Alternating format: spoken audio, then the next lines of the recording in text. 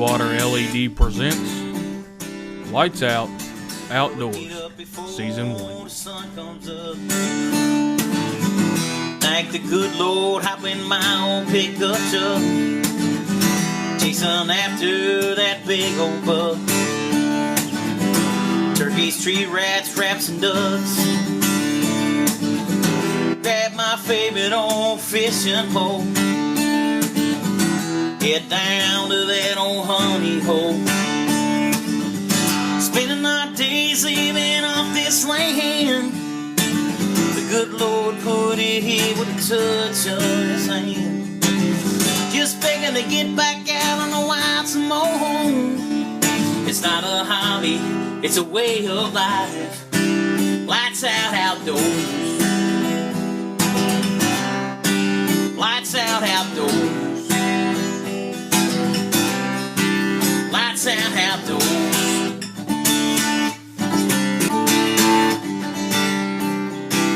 Lights out outdoors.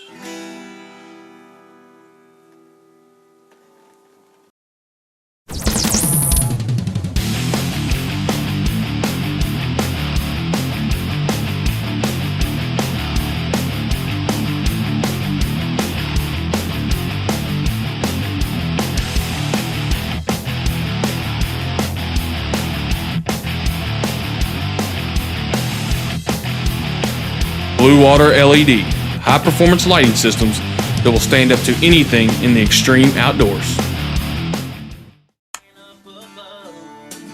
Lights Out Outdoors is brought to you by No Boundaries Power Sports, Infinity Homes and Development, Kreider Electric, Sherwin-Williams, Bardstown Mills, Kentucky Outdoors the Magazine, and Blue Water LED.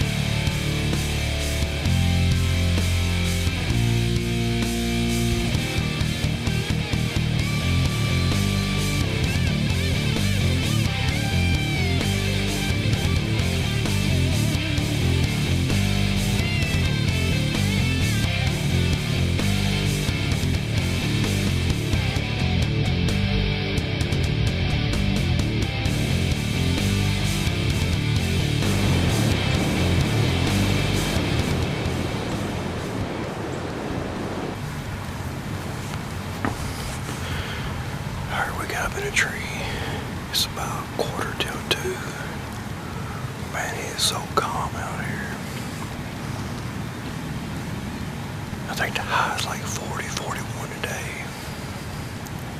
That'll be a great afternoon. I mean, it's like 3 days before Christmas. I have not killed a deer. So, we're after blood tonight. Hope we make it happen.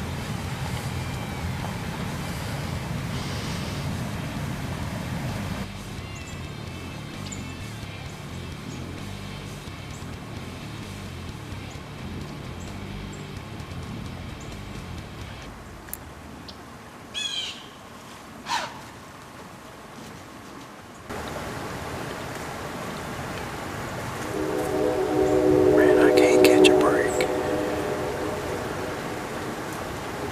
All I gotta do is come in.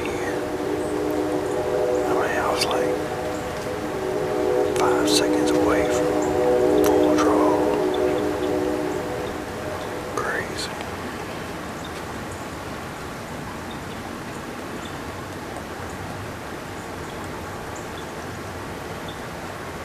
Maybe it's a big buck coming in or something. Got a bunch of turkeys behind me right now.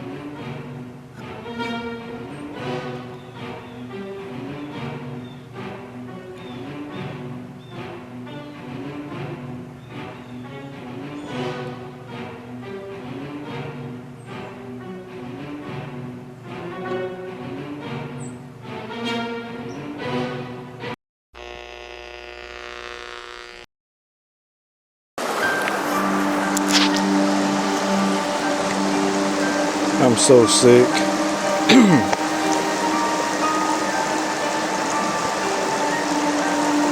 I thought I had it on videotape. I don't know what happened. But I don't. Somehow in the chaos, pause button got hit. I'm sick. Bardstown Mills, serving you for more than 60 years, now has a new retail center with Purina and our own mixed feeds, pet food, and supplies. Apparel from great brands, including Under Armour, Carhartt, Wrangler, Columbia, Durango, and Muck Boots. A lawn and garden department with a complete line of commercial mowers and an archery range with Hoyt bows to hone your shooting skills. Remember, if it's farm, pet, or outdoors, you'll find it at Bardstown Mills.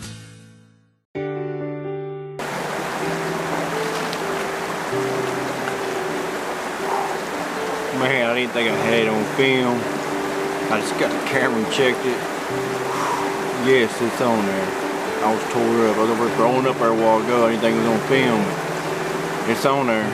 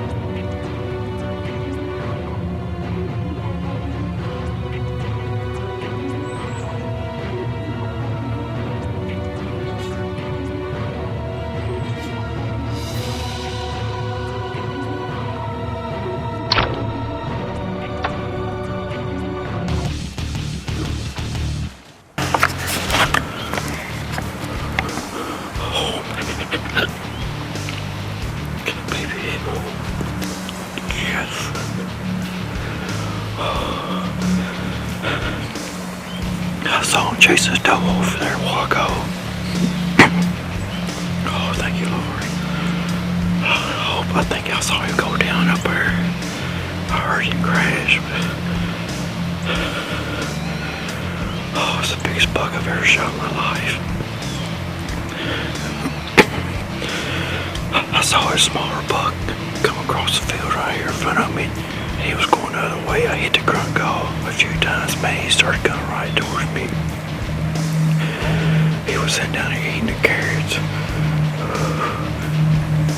I was watching him. I looked down my corner of my eye and I saw that Mac Daddy right there. I didn't like him quartering to me like that, but the other buck done turned around and the creek was coming back. And I thought he was gonna leave, so I feel like I got a good shot on him. I could see him run all the way through the field. And he went up on that ridge over there. He went in behind the cedar tree, but I never saw him come out. I think he's down. Chicky wicky wicky wham bam baby, yes. Yes, yes.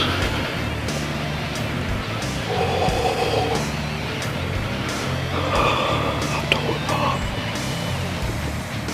I've been hunting so hard this year. We had a doe come in earlier, and I was gonna shoot her. But she went into me, and I had turkeys behind me. And thank the good Lord it all worked out, because I wouldn't be here right now if I would have shot her, because I would have got down. So I gotta call my dad.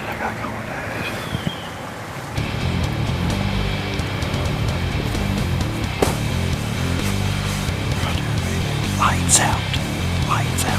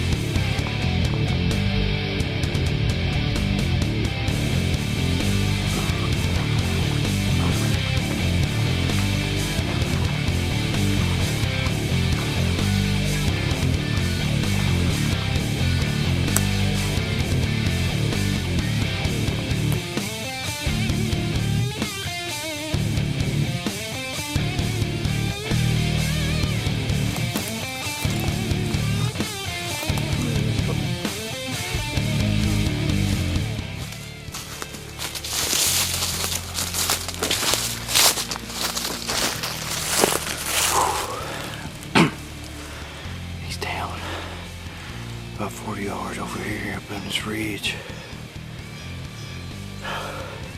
He got hung up in the old woven wire fence, so he's got a lot of blood all over him and everything, so we're gonna get him dragged down to the creek and get him cleaned up. We'll be right back.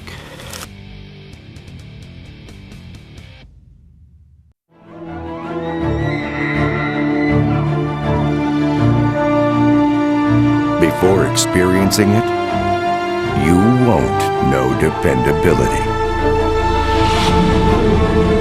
Unless you've drawn it, you haven't felt smooth. Until you shoot it, you've yet to be this accurate. The Mathews Creed. Rethink your possibilities. This is why I shoot a Mathews right here. Put the smoke down on him. Well, I don't thank the good Lord for the opportunity to be out here in the woods and get a chance to kill a nice buck like this. I had my nephew and my dad come in here and they helped me track it. We're gonna clean him up and get him on out of here. Lights out.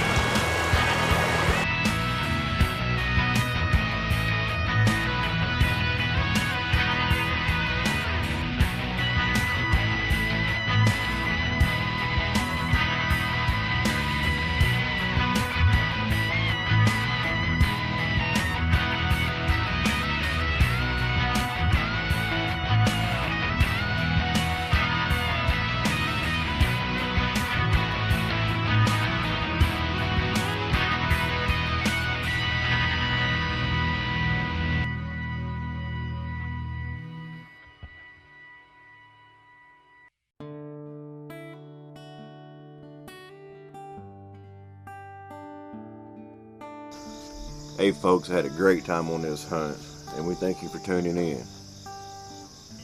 But I would like to change gears for a moment. You know, we all go to bed every night knowing where we're going tomorrow. If it be work, school, hunting, the list goes on and on. But how many of us know before we close our eyes at night where we spend eternity at?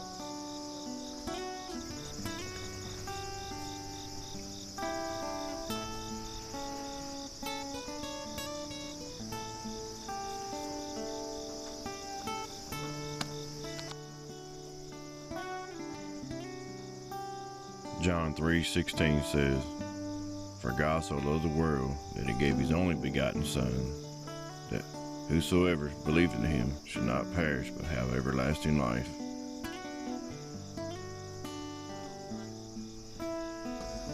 You know, I spent at least an hour the night before a hunt getting everything ready and just right for one morning in the stand. I'm asking you to take 5 minutes one time to get your soul right forever. God made it simple. Ask for forgiveness and believe in your heart that Jesus died on the cross for you and all sins. It's that simple. Have a great night. Lights out.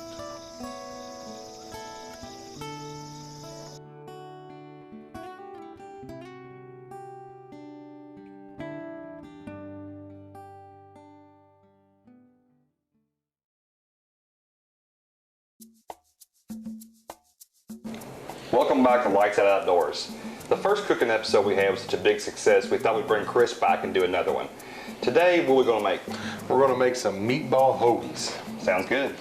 All right. You've got a big expectation to live up to for the last deer steaks we did because they were amazing. Well, the deer steaks I described as smack your mama good. These will be just as good. Mama's pretty much getting tired of getting smacked though. Yeah, we got a lot of good feedback on the deer steak, so let's see what we got going today on this one. All right, what we got here today is just going to be a meatball hoagie. This is a little more ingredient intensive, and you're going to have to get a little more hands-on. You got a couple of options when it comes to starting out with the meat and what you're going to make your meatballs out of. The easier option is to already have you some deer meat ground up into hamburger from your butcher or whatever, where you get your deer processed. Once again, deer meat being very, very lean, you're going to have to mix some kind of fat in there. And what I used was an Italian sausage, just a basic roll of Italian sausage. That you get in the grocery store? Right, just at a grocery store. It's right by your breakfast sausage is where it's at. Usually in a green package is what it is. What we done today though is we actually took some deer steak, ran it through a grinder, mixed in our Italian sausage, ran it through the grinder and got it good and mixed up. What you're looking for in the fat consistency is you want to make sure that the meat will hold together. So all you're really looking for, and I'll show you here, all you're really looking for is that the meat just kind of sticks together. Otherwise, plain deer meat, it won't stick together. There's all kinds of variations. Basically what we want to start out with, like always, garlic. As I said before, I'm not great at giving you exact amounts, more about a smell and a taste thing. You can use minced garlic like this, or you can use powdered garlic, whatever you prefer, whatever's easiest. I prefer the minced garlic. It just has a fresher, more garlic-like flavor. I'm going to start with about a teaspoon in there. Put that there. Chopped onions is the next thing we're going to go with. What I've got here is about a half a chopped onion. I'm probably only going to use about a fourth of a chopped onion, but you always want to make sure you have extra. It's just a consistency thing. Keep in mind, folks, this is going to be on our website and a Facebook page.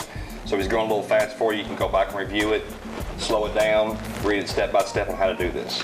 All right, put a little bit of that onion in there. All right, we got the onion, the garlic. This here is basil. This is not something that you have to have. It's just an added flavor, kind of adding to the Italian seasoning of it. Basil's a strong spice. Right. You probably could smell that as soon as I opened it. If it's a fresh basil, you just want to kind of sprinkle it across the top where you see a little bit of color in there, and we'll call that good. If you get a good aroma out of it, that's all you're really looking for. Oregano. Yeah. Smell that? Yeah, I do. Oregano, every Italian cook. What you're going to do here is just a little bit of oregano again across the top. Get a little bit of color in there, as we can see. You can So- see how it's just a little color on it there. Just a little bit. You don't want to add too much. You're not really going to, the oregano, you're not going to really add too much. The basil, Yeah. just sprinkle. Less is Go more. on. You can come up with a whole lot of issues there. Then, as I said before, I like things with a little bit of spice. This is the chipotle powder, which is just some smoked peppers. Just a few pinches of that is all you need. I'm gonna lay that back over there. Okay, so now after you added your ground pepper, where do you go to next? All right, now we're gonna put our binders in here. We're gonna start out with a couple of eggs. Okay. Got those, make sure your egg's good. It's just fine. Make a mess here on the counter. Then we're gonna take this egg, we're gonna pour it right in here. Our next thing, crackers. Crackers. I've got about a 3/4 of a tube, regular tube of crackers in here. We're not gonna need that much. This again is also just a binder to bind with the eggs, the other ingredients, to hold it all together. We're just gonna pour this in here, up over top. Now comes the fun part. City folks probably use a blender, something like that, to mix all this together. I just do it the good old boy way. I'm gonna reach right in here, start grinding everything together. Before you do that, let's show everybody at home what we're looking like once all the ingredients are in there. Okay, All so right. you're ready to go. Ready to go. Then what we're gonna have, as you can see here, I'll show you, then we got just this nice meat mixture. And you'll see as you're holding this or whatever, it's getting really sticky to the hand. Now's a good time to turn your pan on to about medium heat. Do you always use cast iron for this, or can you use anything? You can use any pan. I just cook with cast iron. I just like the seasoning and everything that's in the cast iron. I'm just used to using it. So what we're gonna try to do here is we're gonna make meatballs. The bigger the meatball, the longer it's gonna take to cook. So I typically go with, I guess you could say about golf ball size is what I try to go with. Sometimes a little more, a little less. You just wanna take them in your hands, roll them around, and you'll get a nice shaped meatball. Now, something very important as you're doing this inside the skillet, you do not want to turn them prematurely. All you're going for here is just to make sure that they are done, no more pink showing, no more juices running out of them. What I'm going to take now is some regular old spaghetti sauce, whatever your favorite flavor is or whatever, and just pour it right in here. Now, if you're not using cast iron, you're going to want to heat this up a little bit. You can hear that sizzle. Oh yeah. This cast iron is hot enough that this sauce will be good and warm by the time we switch over to our hoagie rolls of it. We're going to grab one hoagie roll here. We just got a pan lined with some foil. We're going to go back in the oven, basically just to toast it, melt the cheese. We're going to grab a couple of meatballs, 2 or 3, whatever it takes on the sandwich. I'd say 2 on those, wouldn't you? Depends upon, let's say this one's probably going to be yours, so we'll go 3. Yeah, good call. And just enough sauce. You can put as much sauce as you want or as little sauce as you want. Just a matter of preference. Every one of them is going to get cheese, but we'll say with this one, we'll put some of these crunchy onions, French's crunchy onions, just to add a little flavor, a little crunch to it. Just kind of spread those across the top, so what we're going for. A little bit of mushroom maybe. Mushrooms are good. Mushrooms are always good. We'll just stuff those in there like that. Now the best part, some cheese. And folks, on these ingredients, do your best to try to buy Kentucky-made farmers market stuff. It's a fresher taste, just as cheap as you're going to buy in the grocery store. And you know the farmer put a lot of work into it, so it's going to be a good product. Oh, most definitely. We're going to go right in the oven. This is only going to take about a minute. What we're going for here is to brown the cheese. That's all that we're looking for. But there we go, folks. What's the best way to eat it, with your hands? That's what I can guarantee you. Like I said, you can grab some plates. You're already digging in there. No, I'm not waiting. Oh, of course not. And we'll just pull these out here. These folks can see what that looks like. Great snack. Pair these along with some chips, something like that. Maybe some fresh homemade, fresh cut French fries. Really excellent Consider idea. this a snack? Well, I figured I would call it a snack, maybe a lunch. And once again, you can use these meatballs to make spaghetti, you know, whatever you would like to do. Really good spaghetti. So, all right, we'll get all these plated here, and Folks, stay tuned. We got some more exciting things coming up. Thanks for watching Like That Outdoors.